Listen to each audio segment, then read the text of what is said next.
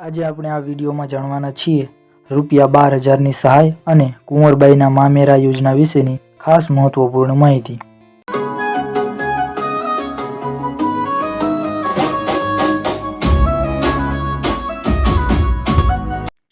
સૌથી પહેલા હું તમને એ જણાવીશ કે આ યોજનાનો લાભ કોણ કોણ લઈ શકે।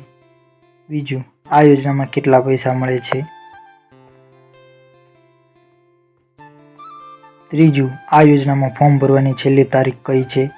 ચોથું, આ યોજનાનું ફોર્મ ક્યારે ભરવું, લગ્ન પહેલાં કે પછી। પાંચમું, આ યોજનામાં ફોર્મ ભરવા માટે કયા કયા ડોક્યુમેન્ટની જરૂર પડે છે।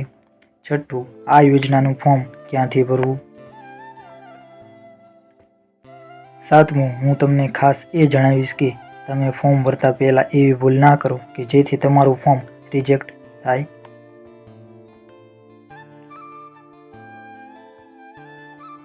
આ યોજનાનો લાભ કોણ કોણ લઈ શકે। આ યોજના ગુજરાત રાજ્યના મૂળ રહેવાસીઓ માટે છે, એટલે કે તમે કાયમી ગુજરાત રાજ્યમાં રહેતા હોવા જોઈએ અને જો ગ્રામ્ય વિસ્તારમાં રહેતા હોય તો ₹1,20,000થી વધારેની આવક ન હોવી જોઈએ તથા શહેરી વિસ્તારમાં રહેતા હોય તો ₹1,50,000થી વધારેની આવક ન હોવી જોઈએ। સામાજિક અને શૈક્ષણિક રીતે પછાત વર્ગ અને આર્થિક પછાત વર્ગોની કન્યાઓને તેમના લગ્ન પછી આ યોજનાનો લાભ મળે છે, એટલે કે SC, BC, OBC અને EWSમાં જે પણ બહેનો આવતી હોય તેમને તેમના લગ્ન પછી આ યોજનાનો લાભ મળે છે। આ યોજનાનો લાભ કુટુંબની પુખ્ત વયની 2 કન્યા સુધી જ મળે છે, એટલે કે તમારા કુટુંબમાં તમે 3 બહેનો હોય કે 5 બહેનો હોય કે વધારે બહેનો હોય તો એમાંથી કોઈ પણ 2 બહેનોને જ આ યોજનાનો લાભ મળે છે। આ યોજનામાં કેટલી સહાય મળે છે? કન્યાના બેંક ખાતામાં સીધા જ ₹12,000 જમા થાય છે। આ રકમ સામાન્ય રીતે 6 મહિનાની અંદર જ જમા થઈ જાય છે, એટલે કે મોડામાં મોડું 6 મહિનાની અંદર કન્યાના જ બેંક એકાઉન્ટમાં ₹12,000 જમા થશે, બાકી મમ્મીના કે પપ્પાના બીજા કોઈના બેંક એકાઉન્ટમાં જમા થશે નહીં। ફોર્મ ભરવાની છેલ્લી તારીખ કઈ છે? આ યોજના માટે કોઈ ચોક્કસ અંતિમ તારીખ નથી। ફોર્મ ચાલુ વર્ષના કોઈ પણ સમયે ભરી શકાય છે, એટલે કે આ યોજનાની કોઈ છેલ્લી તારીખ નથી। તમે ગમે ત્યારે ફોર્મ ભરી શકો છો। ફોર્મ ક્યારે ભરવું, લગ્ન પહેલાં કે પછી? આ ફોર્મ લગ્ન કર્યા પછી 2 વર્ષની અંદર જ ભરવું પડે છે, એટલે કે તમારા લગ્ન થઈ જાય પછી 2 વર્ષમાં આ ફોર્મ ભરવું ફરજિયાત છે। જો 2 વર્ષ પૂરા થઈ જાય અને પછી તમે આ ફોર્મ ભરશો તો તમને આ યોજનાનો લાભ મળશે નહીં।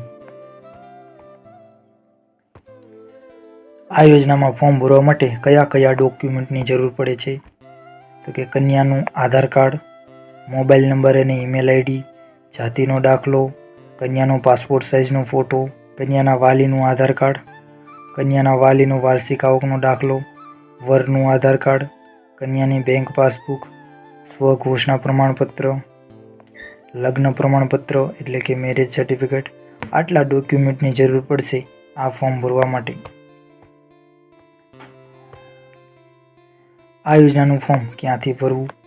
આ યોજનાનું ફોર્મ સમાજ કલ્યાણ વેબસાઇટ પરથી ભરી શકાય છે, જેની લિંક હું વિડીયોના ડિસ્ક્રિપ્શનમાં આપી દઈશ। ખાસ ધ્યાનમાં રાખવા જેવી જરૂરી માહિતી જેથી તમારું ફોર્મ રિજેક્ટ ન થાય। બેંકમાં એકાઉન્ટ ફરજિયાત કન્યાના નામનું જ હોવું જોઈએ, બીજા કોઈનું પણ હશે તો ફોર્મ રિજેક્ટ થઈ જશે। આ યોજનાનું ફોર્મ ભરતા પહેલાં એક ખાસ જોઈ લેવું કે લગ્ન સમયે કન્યાની ઉંમર 18 વર્ષથી નીચે ન હોવી જોઈએ અને વરની ઉંમર લગ્ન સમયે 21 વર્ષથી નીચે ન હોવી જોઈએ, એટલે કે જ્યારે લગ્ન થાય ત્યારે કન્યાની ઉંમર 18 વર્ષથી નીચે ન હોવી જોઈએ, વધારે હશે તો ચાલશે, અને વરની ઉંમર 21 વર્ષથી નીચે ન હોવી જોઈએ, વધારે હોય તો ચાલશે। લગ્ન પછી 2 વર્ષની અંદર જ ફોર્મ ભરવું જરૂરી છે, નહીંતર આ સહાયનો લાભ મળે નહીં, એટલે કે 2 વર્ષ પૂરા થઈ ગયા પછી આ યોજનાનો લાભ મળશે નહીં, એટલે લગ્ન પછી તરત જ આ યોજનાનું ફોર્મ ભરી દેવું। આ યોજનાનો લાભ ફક્ત કુટુંબની 2 કન્યા સુધી જ મળે છે, એટલે કે જો તમે 2 બહેનોના ફોર્મ ભરીને સહાય મેળવી લીધા પછી ત્રીજું ફોર્મ ભરશો તો તમારું ફોર્મ રિજેક્ટ થઈ જશે.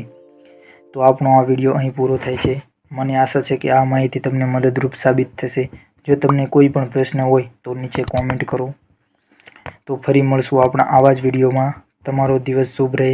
જય ભગવાન, જય માતાજી, રાધે રાધે.